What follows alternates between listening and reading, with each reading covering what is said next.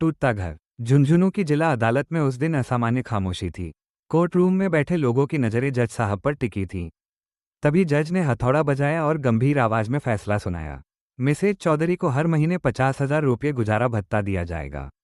इसके साथ ही शादी वाला घर और कार भी उन्हीं के पास रहेगी। मिस्टर चौधरी को 1 सप्ताह के अंदर घर खाली करना होगा। कोर्ट की कार्यवाही समाप्त होती है। जज के हथौड़े की आवाज जैसे राघव चौधरी के दिल पर हथौड़ा बनकर गिरी। कटघरे में खड़ा राघव कुछ पल के लिए सुन्न हो गया। उसकी सांसें तेज हो गई और दिमाग में बस एक ही सवाल घूम रहा था।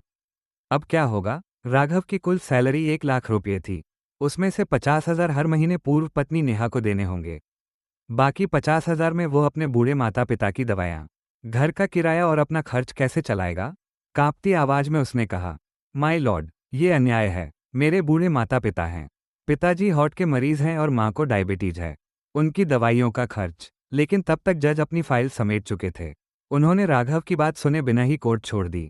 राघव वहीं खड़ा रह गया। तभी नेहा के वकील, एडवोकेट मेहता, फाइल हाथ में लिए मुस्कुराते हुए उसके पास आए। मिस्टर चौधरी, उन्होंने ताना मारते हुए कहा, अब भावनात्मक भाषण देने से कुछ नहीं होगा। कोर्ट में भावनाएं नहीं, सबूत चलते हैं। और सबूत बताते हैं कि आपने मेरी क्लाइंट को मानसिक प्रताड़ना दी है। राघव की आंखों में गुस्सा भर आया। ये सब झूठ है, उसने कहा। मैंने नेहा के लिए क्या नहीं किया?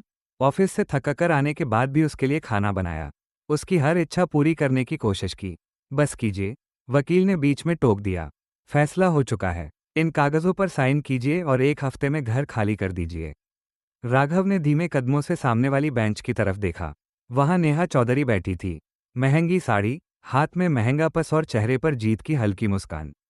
6 साल पहले इसी लड़की से उसने पूरे प्यार से शादी की थी।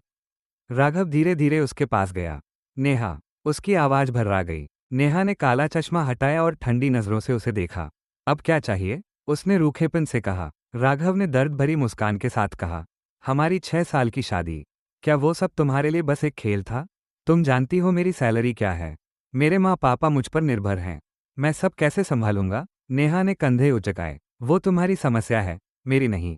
उसने कहा, तुम्हारी उस छोटी सी मिडिल क्लास दुनिया में मेरा दम घुट रहा था। मुझे बड़ी जिंदगी चाहिए थी, लग्जरी चाहिए थी। राघव स्तब्ध रह गया। मैंने अपनी हैसियत से ज्यादा तुम्हें खुश रखने की कोशिश की, उसने धीमे स्वर में कहा। पिछले महीने ही लोन लेकर तुम्हें नया फोन दिलाया। तुम्हारे जन्मदिन पर तुम्हें कश्मीर घुमाने ले गया। नेहा हंस पड़ी। राघव, फोन और टूर से जिंदगी नहीं बदलती। उसने तिरस्कार से कहा, तुम्हारी सोच बहुत छोटी है। मैं ऊंचा उड़ना चाहती थी और तुम मुझे एक साधारण जिंदगी में कैद करके रखना चाहते थे।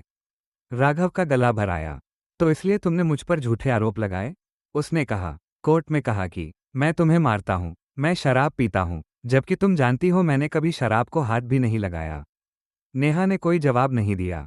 उसने बस अपना पर्स उठाया और बाहर की ओर चल दी। दरवाजे तक पहुंचकर वो एक पल को रुकी और बोली, राघव, जिंदगी में आगे बढ़ना सीखो। भावनाओं से नहीं, पैसों से दुनिया चलती है। और वो बाहर चली गई। कोर्ट के खाली कमरे में अब सिर्फ राघव खड़ा था। जिस घर को उसने अपने सपनों से बनाया था, आज वो घर, वो रिश्ता और वो भरोसा, सब कुछ उससे छिन चुका था। उसकी आंखों से आंसू गिर पड़े। लेकिन उसी पल उसने मन ही मन ठान लिया, कभी कभी जिंदगी हमें गिराती जरूर है, लेकिन वही गिरना हमें फिर से मजबूत बनना भी सिखाता है। आपको ये कहानी कैसी लगी?